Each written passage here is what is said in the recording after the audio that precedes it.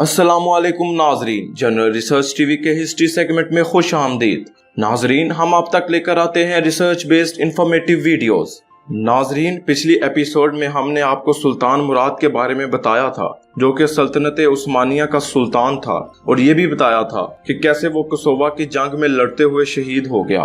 नाजरीन, मुराद की शहादत के बाद ही जंग कोसोवा का भी खात्मा हो गया। शहजादा बायजीद जब इत्तेहादियों को पूरी तरह शिकस्त देने के बाद अपने लश्कर में वापस आया तो फौज के तमाम सरदारों ने उसका खैर मकदम ताजो तख्त के वारिस की हैसियत से किया, लेकिन तख्त नशीन होने के बाद उसने पहला काम ये किया कि अपने छोटे भाई शहजादा यकूब को कत्ल करवा दिया। शहजादे यकूब ने कोसोवा की जंग में अपनी शुजाअत और फौजी काबिलियत के आला जोहर दिखाए थे। तख्ते सल्तनत की खातिर आले उस्मान में ये पहला कत्ल था जिसने आइंदा के लिए मिसाल कायम कर दी। इत्तेहादियों को शिकस्त देने के बाद बायजीद ने सरोया में खुद मुख्तारी कायम कर ली और स्टीफन के साथ एक माहिदा कायम किया।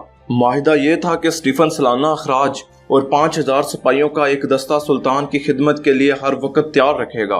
इसके अलावा स्टीफन ने अपनी बहन शहजादी डेस्पीना को बायजीद के नकाब में दे दिया और उसने ये भी वादा किया कि सुल्तान की तमाम लड़ाइयों में वो अपनी फौज लेकर खुद शरीक हुआ करेगा। स्टीफन आखिरी वक्त तक अपने मुआहदे पर कायम रहा। इस मुआहदे के तहत स्टीफन नाइकोपुलस और अंगोरा की लड़ाइयों में बायजीद के साथ शामिल हुआ और उसकी फौज की खिदमत बायजीद के लिए मौसर साबित हुई। सरोया में मुआहदा करने के बाद बायजीद कुस्तुनतुनिया की तरफ मतवज्जा हुआ और एंडोनिकस को तख्त पर बिठाने की धमकी देकर शहनशाह पलीलोगस को एक जदीद सुलहनामा पर मजबूर किया, जिसने बाज़ंतीनी सल्तनत की रही सही हैसियत भी खाक में मिला दी। मुआहदे के तहत वो 30,000 तलाई सिक्के बतौर अखराज हर साल अदा करेंगे और 12,000 का एक फौजी दस्ता बायजीद की खिदमत में हमेशा हाजिर रखेंगे। एशियाई कोचक में बाज़ंतीनी सल्तनत के इलाकों में अब सिर्फ एक किला फिलाडेल्फिया बाकी रह गया था। इस सुलहनामे में वो भी बायजीद के नाम लिख दिया गया, लेकिन इस किला के यूनानी अफसर ने शहनशाह के हुक्म के बावजूद किला खाली करने से इनकार कर दिया।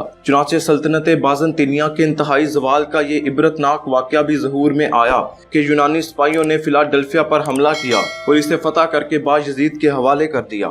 एशियाई कोचक की अक्सर तुर्क रियासतें सल्तनत उस्मानिया में शामिल हो चुकी थीं। बायजीद ने बाकी रियासतों पर भी कब्जा कर लेना चाहा और सबसे पहले एदीन की तरफ बढ़ा। एदीन को फतह करने के बाद उसने अंतशा और सादर खान का रुख किया।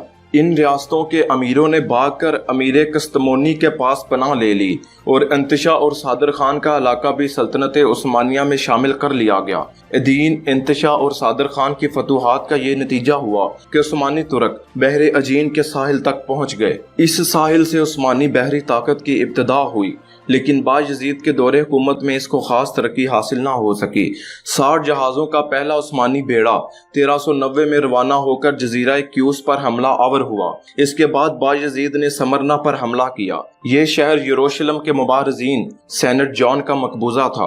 बहरी कुव्वत के नाकाफी होने की वजह से बायजीद को 6 हफ्तों के बाद समरना का मुहासरा उठाना पड़ा। रियासत तका के एक हिस्सा पर मुराद के जमाने में कब्जा हो चुका था। बायजीद ने बकिया इलाके को भी अपनी हदूद सल्तनत में ले लिया।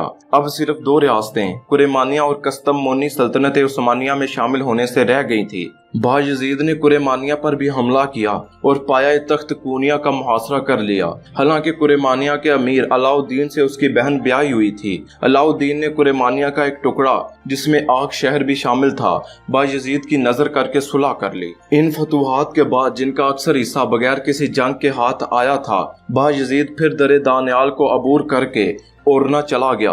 इस दरमियान में जान पलीलोगस ने कुस्तुनतुनिया के 3 गिरजे मस्मार करा दिए और वो उनके सामान से नए किले तमीर करना चाहता था। बायजीद ने इस इरादे से शहनशाह को बाज रहने का कहा। चंद ही दिनों के बाद जान पलीलोगस का इंतकाल हो गया। इसका बेटा मैन्यूल, जो कुछ अरसा से बायजीद के दरबार में मामूर था, शहनशाह के इंतकाल की खबर सुनकर चुपके से भागकर कुस्तुनतुनिया पहुंचा और अपने बाप का जानशीन हुआ। बायजीद को ये बात नागवार हुई और उसने कुस्तुनतुनिया का मुहासरा कर लिया। 7 महीने तक मुहासरा जारी रहा। फिर चूंकि बायजीद को बल्गारिया में शाह हंगरी के जारहाना इकदाम को रोकने के लिए फौजें दरकार थी, इसलिए उसने 10 साल के लिए सुलह करके मुहासरा उठा लिया। शराइत सुलह बहुत सख्त थीं। सालाना खराज की रकम 30,000 तलाई सिक्के मुकर्रर हुई। मुसलमानों के लिए कुस्तुनतुनिया में एक शरई अदालत कायम की गई, जिसमें बायजीद ने एक तुर्की काजी मुकर्रर किया और कलीसिया मशरक के इस मरकज में एक आलीशान मस्जिद भी तमीर की गई, जिसके मीनारों से तौहीद इस्लामी का ऐलान होने लगा। नाजरीन, उस्मानी सल्तनत के चौथे फरमा रवा सुल्तान बायजीद अव्वल यलदरम की दूसरी किस्त में हम आपको वलाचिया, बुल्गारिया, कुरेमानिया, यूनान और तुर्की की बाकी रियासतों की फतवाहत की तफसील बयान करेंगे और सुल्तान बायजीद अव्वल की जिंदगी के आखिरी दिनों और उनकी मौत के हालात वाक़यात के बारे में बात करेंगे।